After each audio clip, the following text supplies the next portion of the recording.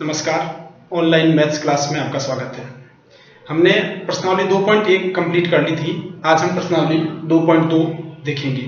इस प्रश्नावली में अभाज्य गुणनखंड निकालना और उसकी सहायता से लघुत्तम समापवर्तय और महत्तम समापवर्तय एलसीएम और एचसीएफ कैसे निकालते हैं वो देखेंगे। तो देखिए, पहला जो प्रश्न है हमारा वह है निम्नलिखित संख्याओं को अभाज्य गुणनखंडों के रूप में व्यक्त कीजिए, यानी उनको अभाज्य गुणनखंड निकालना है। तो हम जानते हैं, हम किसी भी पूर्णांक के जब गुणनखंड करते हैं, जैसे हम 468 लेंगे, इसके जब गुणनखंड करते हैं तो भाज्य और अभाज्य दोनों ही संख्याएं आती है। हमने छोटी कक्षा में देखा है। हम इसके गुणनखंड जिसका भाग पूरा जाता है तो 1 2 3 6 9 ऐसे इसके बहुत सारे गुणनखंड बनेंगे, लेकिन उसमें भाज्य संख्याएं भी होगी जो कि और विभाजित होती है, जबकि हम जानते हैं अभाज्य संख्या और विभाजित नहीं होती। अभाज्य में केवल एक का और स्वयं का ही भाग जाता है, जैसे 2 3 5 7 11 13 19 23 ये संख्याएं अभाज्य संख्या है, जिसमें और किसी का भाग नहीं जाता। या तो एक का भाग जिसका कोई अर्थ नहीं वही मान आता है, या फिर स्वयं का भाग जाता है, इसके अलावा किसी का भी भाग नहीं जाता। तो हमको इस रूप में चाहिए। तो अभाज्य गुणनखंड निकालने के लिए क्या करते हैं, तो देखिए, जैसे हमने पहला प्रश्न ले लिया 468, हम इस तरह से फॉर्मूला बनाएंगे। अब सबसे छोटी से छोटी संख्या से भाग देना है। जैसे मैंने 2 ले लिया, तो यहां पर 2 से भाग दूंगा, 2 दूनी 4, 2 3 6, 2 चौक 8। फिर से 2 से भाग, जब तक 2 से भाग जाता है तब तक 2 से ही भाग देना है। तो 2 एकम 2, 2 एकम 2, एक यहां बच गया 14, 7 दूनी 14। अब 2 से भाग नहीं जाएगा, तो भाग्य देखते हैं 3 से। 3 3 9 और 9 3 27, 11 भाग, तो 3 से भाग देंगे। 3 3 9 और ये हो गए 27, 9 3 27। फिर से 3 से भाग, 3 एकम 3, 3 3 9। अब और किसी से भाग नहीं जाएगा, 13 खुद अभाज्य है तो 13 का ही भाग जाएगा एक बार। तो इस प्रकार से हमने भाग दिया। जब तक छोटी संख्या का भाग जाए तब तक छोटी का ही देंगे, तो हमेशा यहाँ जो गुणनखंड आएंगे वो अभाज्य गुणनखंड आएंगे। यानी हमको क्या प्राप्त हो गए, 2 गुणा 2 गुणा 3 गुणा 3 गुणा 13, ये अभाज्य गुणनखंड हो गए। यानी हम इसको ऐसे भी लिख सकते हैं, 2 की घात 2 इंटू 3 की घात 2 इंटू 13। ये हमारे इसके अभाज्य गुणनखंड प्राप्त हो गए इस संख्या के, 468 के। यानी कि हमको संख्या को लिखना और छोटी से छोटी संख्या से भाग देना। जब तक उस संख्या से भाग जाए तब तक उसी संख्या से बार बार भाग देना। जब उससे नहीं जाए तो फिर अगली संख्या, उससे कुछ बड़ी, फिर उससे और बड़ी, इस तरह से हमको भाग देना है। तो हमारे पास जो गुणनखंड आएंगे वो सभी अभाज्य होंगे। अभी अभाज्य है, इसमें और किसी का भाग नहीं जाता है। तो इस तरह से अभाज्य गुणनखंड निकाले जाते हैं। अगला प्रश्न देखते हैं। जैसे दूसरा प्रश्न है 945। अब इसमें 2 का भाग नहीं जाएगा, 3 का, 3 3 9, 3 एकम 3 जा रहा है, 3 का भाग देंगे, 3 3 9, 3 एकम 3 और 5 3 15। फिर 3 का भाग देंगे, 3 एकम 3 और 5 3 15। फिर 3 का भाग देंगे, 3 3 9, 5 3 15। अब 3 का भाग नहीं जाएगा, 4 का भी नहीं जाएगा, 5 का जाएगा, तो 5 का भाग देंगे, 5 7 35। अब 7 का भाग जाएगा। तो ये सब हमारे पास में जो गुणनखंड आए हैं वो सभी अभाज्य है। अब ये और ज्यादा विभाजित नहीं हो सकते।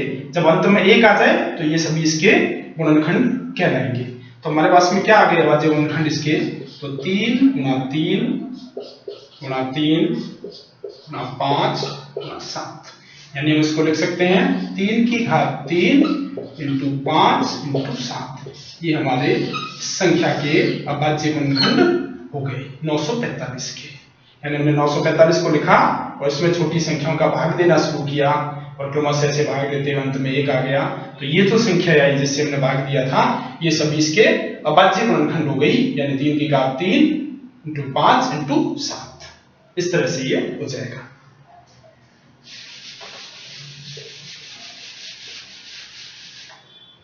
नेक्स्ट प्रश्न है 140।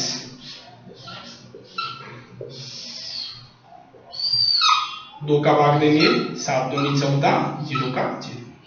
2 का भाग देंगे, 3 दूनी 6, 5 दूनी 10। अब 2 का भाग जाएगा नहीं, 3 का भाग भी जाएगा नहीं, 4 का जाएगा नहीं, 5 का देंगे, 5 सत्ते 35। अब 7 का भाग जाएगा एक बार।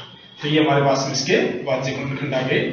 2 गुणा 2 गुणा 5 गुणा 7, यानी लिख सकते हैं 2 की घात 2 इंटू 5 इंटू 7। ये इस संख्या के वाज्य गुणनखंड हो गए 140 के।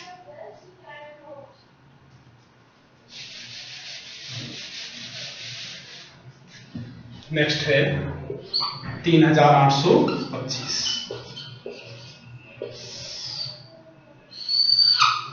2 का भाग जाएगा नहीं, अंत में विषम संख्या है। 3 का भाग देखते हैं, 3 एकम 3, 3 दूनी 6, 22, 7 की 7, 3 का भाग जाएगा। देखिए सीधा हमको एक एक संख्या को कोशिश करनी चाहिए भाग देने की, नहीं तो कई बार हम 5 देखते हैं 5 का भाग दे देते हैं और फिर बाद में 3 का भाग जा रहा होता है। तो हमको पहले छोटी संख्या से जब तक भाग जाए तब तक बड़ी से नहीं देना चाहिए।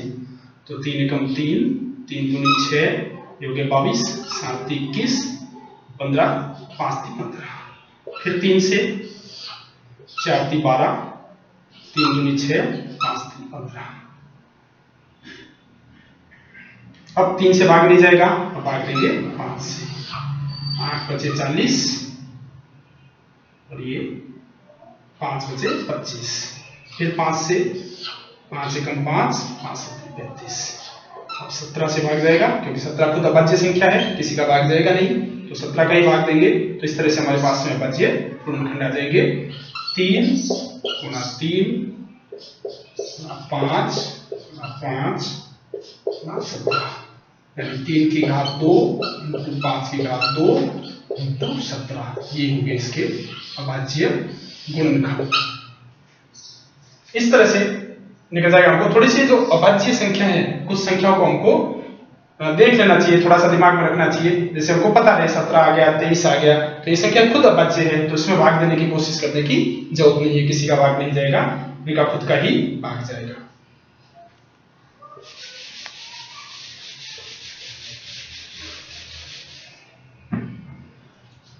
अगला प्रश्न है 20,570।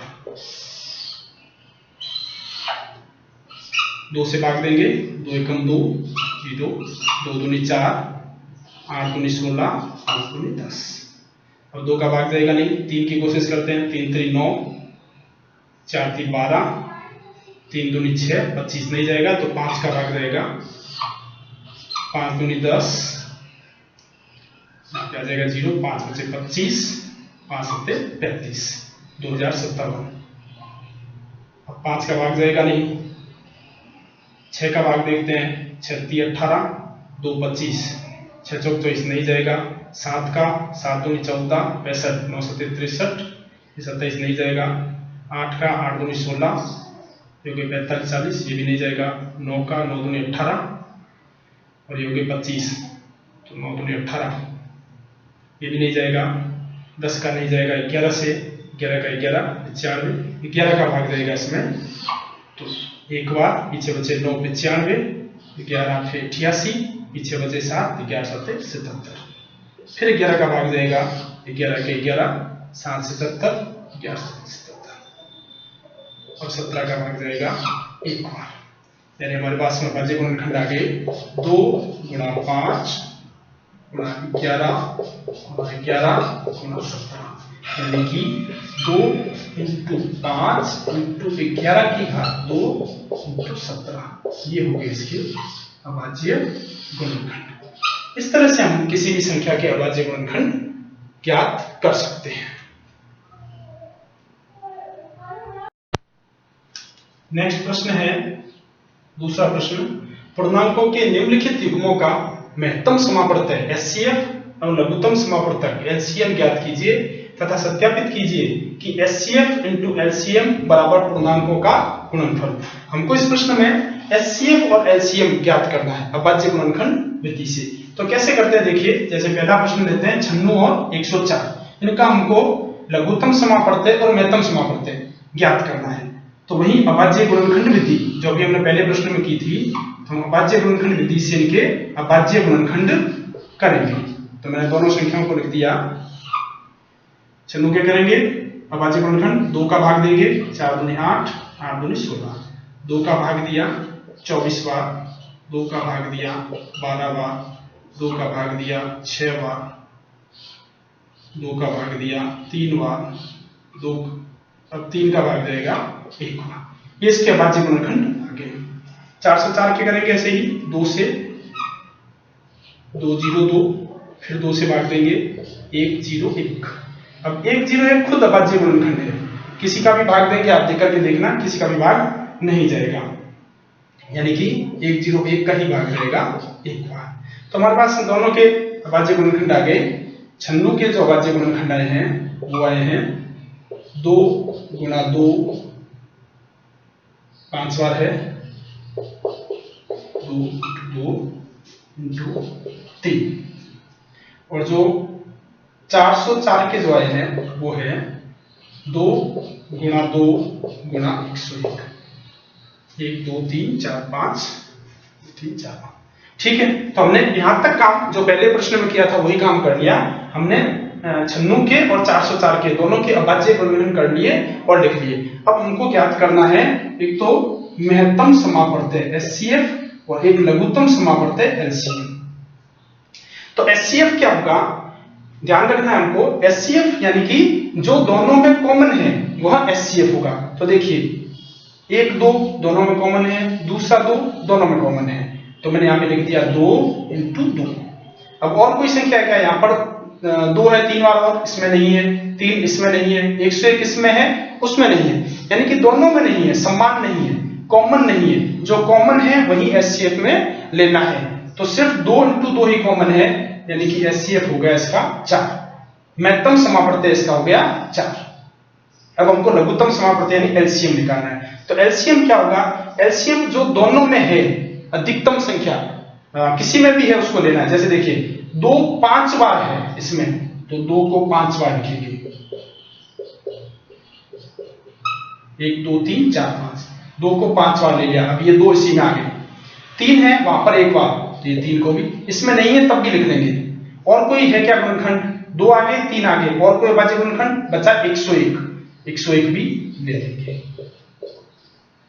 इन सब की गुणा कर देंगे तो इसका लघुत्तम समापवर्तय निकल जाएगा, यानी 2 दूनी 4, 4 दूनी 8, 8 दूनी 16, 16 दूनी 32, 32 इंटू 3 तो हो गए 90 और 96, 96 इंटू 101, 101 इंटू 96, यानी 6 0 6 9 0 9 6 9 6 9, तो ये हो गया 9 6 9 6, 9696 इसका लघुत्तम समापवर्तय हमको प्राप्त हो गया। तो 4 हो गया महत्तम समापवर्तय और 9696 जो 96 है वो हो गया लघुत्तम समापवर्तय LCM। हमने निकाले, इतने तक हमारा काम हो गया, HCF और LCM निकालना। आगे का है सत्यापित कीजिए कि ये HCF इंटू LCM पूर्णांकों के गुणनफल के बराबर है। यह भी एक चीज हमको ध्यान रखना है, कभी भी हम किन्हीं दो संख्याओं के लघुत्तम समापवर्तय और महत्तम समापवर्तय निकालते हैं तो उन दोनों का गुणनफल दोनों संख्याओं के गुणनफल के बराबर होता है, हम इसको देख सकते हैं। तो देखिए हम यहां पर इसको चेक कर लेते हैं। तो दोनों संख्याएं मैंने लिखी 96 इंटू 404 और इस तरफ मैंने लिख दिया HCF है हमारा 4 इंटू LCM है हमारा 96 96, इन दोनों का गुणनफल और इन दोनों का गुणनफल। तो गुणा कर लेते हैं हम, 404 की 96 से गुणा करते हैं, 6 चौक 24, ये 2 6 चौक 24, 9 की गुणा 9 चौक 36 और 9 चौक 36, 4 8 7 8 3, यानी ये हो गया आपके 38784। ये कितना होगा, तो 6 चौक 24 का 4 आशा लगी 2, 9 चौक 36 2 और 30 का 8 आशा लगी 3, 24 और 3 27 का 7 आशा लगी 2, 36 और 2 38, 38784 38784 हो गया बराबर, इसका मतलब हमारा उत्तर सही है। और हमने ये सत्यापित कर लिया कि जो दोनों पूर्णांकों का गुणनफल है वो HCF इंटू LCM के बराबर होता है।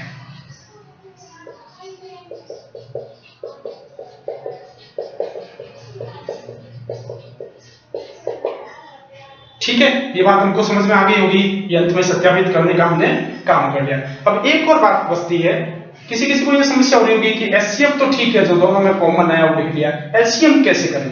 तो LCM को निकालने की एक और विधि है, केवल LCM को निकालने की, वो हम देख सकते हैं, उसके द्वारा भी हम LCM को निकाल सकते हैं। देखिए, जैसे हमको यहाँ पर 96 और 404, तो हम दोनों को एक साथ लिख करके अभाज्य गुणनखंड कर लेंगे, तो अपने आप ही जो आएगा वो इसका LCM होगा। जैसे 2 का भाग देंगे, किसी भी संख्या में जाए तो देना है हमको, जरूर नहीं कि दोनों में जाए, किसी एक में जाए तब भी भाग देना है। तो ये हो गया 48, ये हो गया 200, फिर 2 से भाग दूंगा, ये हो गया 24, ये हो गया 101, फिर 2 से भाग 24 में जाएगा, 101 में नहीं जाएगा तो कोई बात नहीं, फिर 2 का भाग 6 बार 101 को ऐसा ही लिख देंगे, जिसमें नहीं जा रहा भाग उसको ऐसे ही लिख देंगे, फिर 2 का भाग 3, ये 101, फिर 3 का भाग 1 बार, ये हो गया 101, अब 101 का ही भाग जाएगा 1 और 1, ये आ गए हमारे अभाज्य गुणनखंड। अब आप देख लीजिए 1 2 3 4 5 बार है 2, 5 बार 2 इंटू 3 इंटू 101, ये जो गुणनखंड है वही यहाँ पर आते हैं। तो हमको LCM इस रीति से भी हम निकाल सकते हैं, सिर्फ LCM के लिए, HCF में तो हमको अलग अलग ही करना पड़ेगा। LCM के लिए हम ऐसे भी कर सकते हैं, और अभाज्य गुणनखंड निकालने के बाद में हम इस तरह भी कर सकते हैं, जो अधिकतम है उनको लिख करके भी कर सकते हैं। तो इस तरह से हम HCF LCM निकाल सकते हैं और उसको सत्यापित भी कर सकते हैं।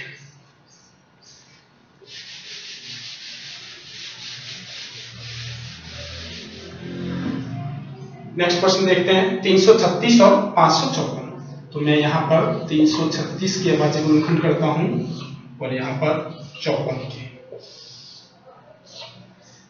2 से भाग दूंगा, 2 एकम 2, यहाँ पे 13 तो 6 दूनी 12, 1 बचा 8 दूनी 16, फिर 2 से भाग 8 4, फिर 2 से भाग 4 2, फिर 2 से भाग 2 1, फिर 3 से भाग 7 बार, फिर 7 1 बार, पूरी संख्या भाग है।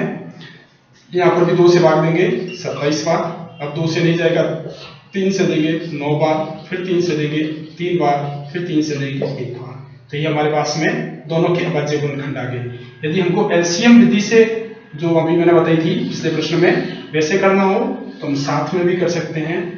336 54, 2 से भाग देंगे, 2 एकम 2, 6 दूनी 12, 8 दूनी 16, 27, फिर 2 का भाग देंगे, 8 दूनी 16, 4 दूनी 8, 27 है जो ही, क्योंकि 2 का भाग नहीं जाता, फिर 2 का भाग 42 बार, 27 है जो, फिर 2 का भाग 21 बार, 27 है जो, अब 3 का भाग 7 बार, यहाँ 9 बार, अब 3 का भाग 7 का 7, ये 3 बार, फिर 3 का भाग 7 का 7, ये 1 बार, अब 7 का भाग 1, ये सीधे ही हमारे पास में LCM के गुणनखंड आ गए।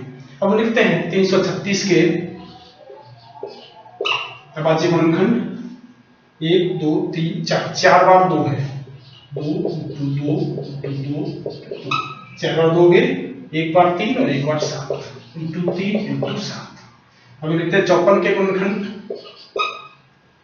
1 बार 2 है और 3 बार 3 है, 3 3। अब हमको यहाँ से HCF निकालना है। हम जानते हैं जो कॉमन है, 2 एक बार है दोनों में, क्योंकि यहाँ पर 1 बार है, यहाँ पर भले ही 4 बार है पर यहाँ पर 1 बार है, इसलिए 1 ही आएगा। 3 यहाँ पर 1 बार है, यहाँ भले 3 बार है लेकिन वहां पर 1 बार है, इसलिए 1 बार 3 आएगा। 7 इसमें नहीं है इसलिए नहीं आएगा। तो कुल मिलाकर HCF हो गया 6। अब LCM निकालना है, लघुत्तम समय पढ़ते हैं, क्या हो जाएगा? तो 2 है 4 बार, तो 2 गुणा 2 गुणा 2 गुणा 2, 3 है 3 बार, तो 3, अधिकतम जितना है वो ले लेंगे, और 7 है 1 बार, सबकी गुणा कर देंगे। अब यहाँ पर देख लेते, ये आएगा क्या? 2 4 बार, 1 2 3 4, 3 3 बार, 1 2 3, 7 3 बार, वही गुणनखंड है। तो एलसीएम इस विधि से भी निकाल सकते हैं, केवल एलसीएम के लिए है, और वहां से भी हम अधिकतम जो भी अभाज्य गुणनखंड है वो जहां पर भी है, किसी भी पूर्णांक का गुणनखंड है, लेकिन जहां अधिकतम है वो संख्या हम लिख लेंगे। यदि एक बार भी है तो उसको लिखेंगे, गुणा कर लेंगे। 2 दूनी 4, 4 दूनी 8, 8 दूनी 16, 16 × 48, 48 इंटू 63, तो 48 इंटू 63, 8 × 24, आशा लगी 2, 12 और 2 14, 8 संग 48 का 8, आशा लगी 4, 24 और 4 28, 4 8 से 12 2 आशा लगी 1, 3024। तो 3024 इसका लघुत्तम समापवर्तय हो जाएगा। तो हमारे पास में महत्तम समापवर्तय भी आ गया, लघुत्तम समापवर्तय भी आ गया। अब यदि चेक करना है, सत्यापित करना, तो हम वो कर सकते हैं, दोनों संख्याओं का गुणनफल यानी 336 × 54 बराबर एचसीएफ × एलसीएम यानी 6 × 3024, दोनों की गुणा कर लेंगे। 6 × 24 का 4, आशा लगी 2, 12 और 2 14 का 4, 36 18, 18 144, इनकी गुणा कर लेंगे।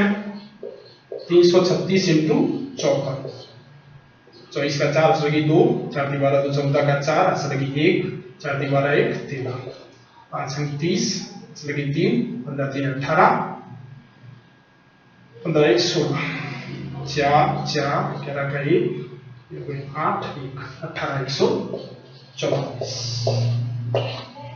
दोनों संख्या बराबर है, इसका मतलब सत्यापित है, हमारा उत्तर सही है। और दोनों पूर्णांकों का गुणनफल लघुत्तम समापवर्तय और महत्तम समापवर्तय के गुणनफल के बराबर होता है। तो इस तरह ये प्रश्न हो जाएगा। अगला प्रश्न देखते हैं।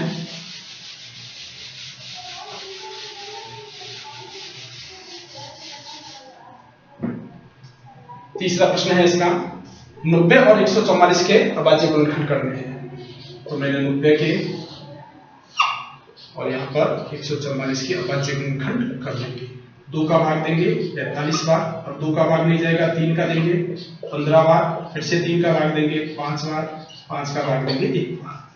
यहाँ पर 2 का भाग देंगे 7 दूनी 14, 2 दूनी 4, फिर 2 का भाग देंगे 36, फिर 2 का भाग देंगे 18, फिर 2 का भाग देंगे 9, और 3 का भाग देंगे 3, फिर 3 का भाग देंगे 1। इस तरह से अभाज्य गुणनखंड हमारे पास में हो गए। तो 90 के अभाज्य गुणनखंड हमारे पास में आ गए हैं 2 × 3 × 3 × 5, और 144 के अभाज्य गुणनखंड आए हैं 2 × 4 बार है 2, 2 × 2 × 2, 4 बार 2 और 3 बार 2 बार 3, 3 × 3, ये अभाज्य गुणनखंड आ गए। तो हमको एचसीएफ निकालना है, जो दोनों में कॉमन है। 2 एक बार है तो 2, 3 2 बार है दोनों में ही, 5 नहीं है तो बस यही हो जाएगा, यानी 3 3 9 × 2 18 हो जाएगा इसका एचसीएफ महत्तम समापवर्तय। एलसीएम कितना होगा? तो एलसीएम 2 है, जो 1 2 3 4 बार है अधिकतम, चारों बार को लिख लेंगे। 3 2 बार है, 2 बार लिख लेंगे, और 1 बार 5 है। सभी अभाज्य गुणनखंड आएंगे, इसमें गुणा कर लेंगे। 2 दूनी 4, 4 दूनी 8, 8 दूनी 16, 16 3 48, 48 × 15,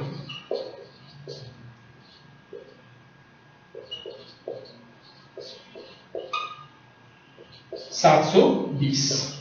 तो 720 हमारे पास में लघुत्तम समापवर्तय आ गया। अब हमको उस विधि से भी देखना हो तो हम देख सकते हैं 90 144, 2 का भाग देंगे 45, यहाँ पर 72, फिर से 2 का भाग देंगे 45 में जाएगा नहीं, 72 में गया 36, फिर से 2 का भाग देंगे 45 में जाएगा नहीं, यहाँ 18, फिर से 2 का भाग देंगे 45 ऐसे लिखेंगे, ये हो जाएगा 9।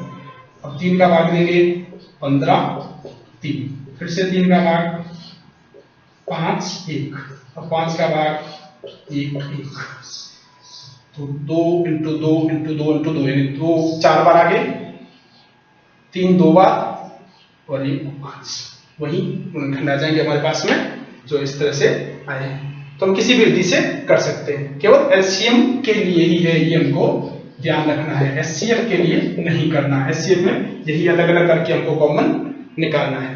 तो इस तरह से हमारे पास में एचसीएफ और एलसीएम आ गया। अब बात आती है इनके दोनों पूर्णांकों के गुणनफल से तुलना करने की। तो हम कर देते हैं, यहाँ पर हम जानते हैं दोनों गुणनफल है 90 इंटू 144, ये दोनों पूर्णांक है। HCF है हमारे पास में 18 और LCM है 720। तो 144 इंटू 90 करेंगे,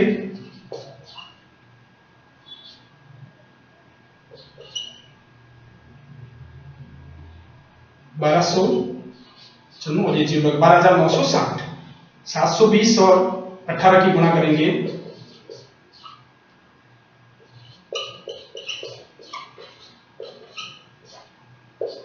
12,960।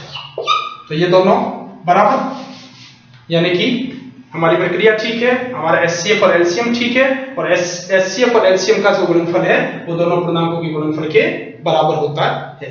इस तरह से हम इसको हल कर सकते हैं।